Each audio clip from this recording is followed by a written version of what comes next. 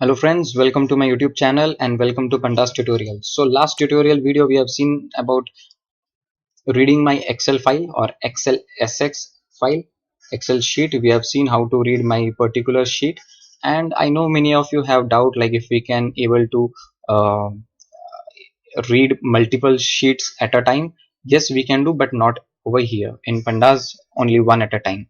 So this is the limitation of Pandas, but we'll be able to read multiple. I'll be talking about join operation later. So for now, let's stick with the basics. So I'm able to read any one of the sheet of my Excel. So today, let's start the tutorial with reading one HTML file. So I've searched one HTML file about this coronavirus. So it will track the America's count.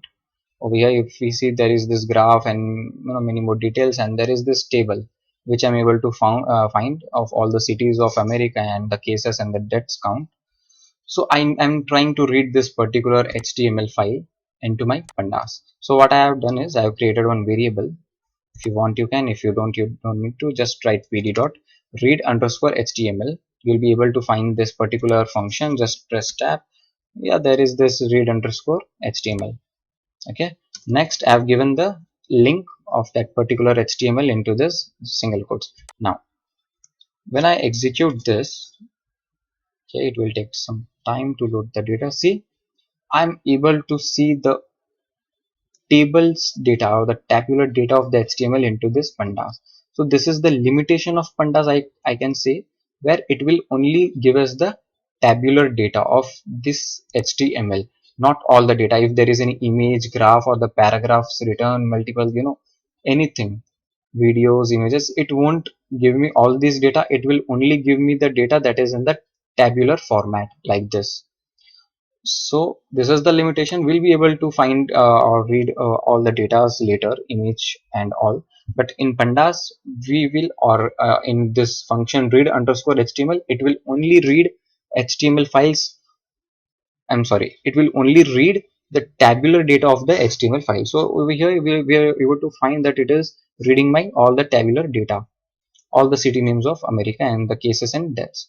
Now, one thing we need to see over here. Okay, let me just save it into one of the variable h equal to this thing, and then let me just write h. So in my h variable, these are the list of my data which I'm able to get from my HTML. Now, if I see the type of h, so ideally it should be data frame, but no, the type is the list, and this we can find out just by giving h. You will be able to see in the output there is this bracket. This is the syntax of the list. I've already mentioned in my Python tutorial. So see over here, so this is a list. So always remember, whenever we are reading this HTML file into pandas, it will give me a list of tabular data. Now, one more thing that you need to keep in mind, that these all data are stored into the 0th index of my list. If I write h of 0, yeah, you will be able to find all these data into h of 0, but in a very orderly or structured fashion.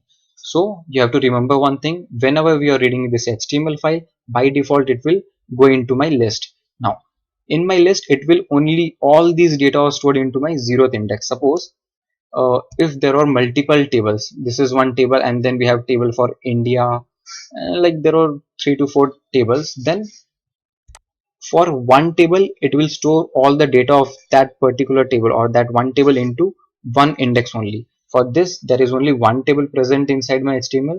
So for this one table, it is storing all the data of that table into my 0th index. So whenever I'm trying to execute this h of 0, I'm able to find out all these datas, the same which we were able to find with just h. Now when I check the type of h of 0, it will give me data frame. Let's check that also.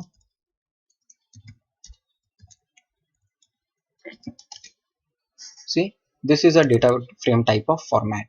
So always remember one thing: it will give HTML, reading an HTML file will give me the list, and whenever we just write h of 0 or the 0th index, for if the HTML contains only one table, then it will give me the data frame kind of output.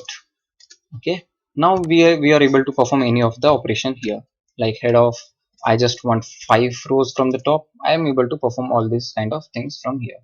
Suppose I need the bottom 5, we can check over here. Yeah, you can check by index also, 51 rows was there and the bottom 5 was populating in my output. So yeah guys, this is a very basic thing of HTML. This is how you can read an HTML into Pandas library in Jupyter Notebook. So many more are we are going to cover in next tutorials. Many more files we are going to cover. So till now we have seen TSV, CSV, Excel and HTML and different kind of functions or parameters we have seen. So thank you so much guys for watching my video. Please stay tuned. Please press the bell icon to get notified for my latest videos. Thank you so much. Like, share and subscribe. Stay healthy, stay fit. Bye bye.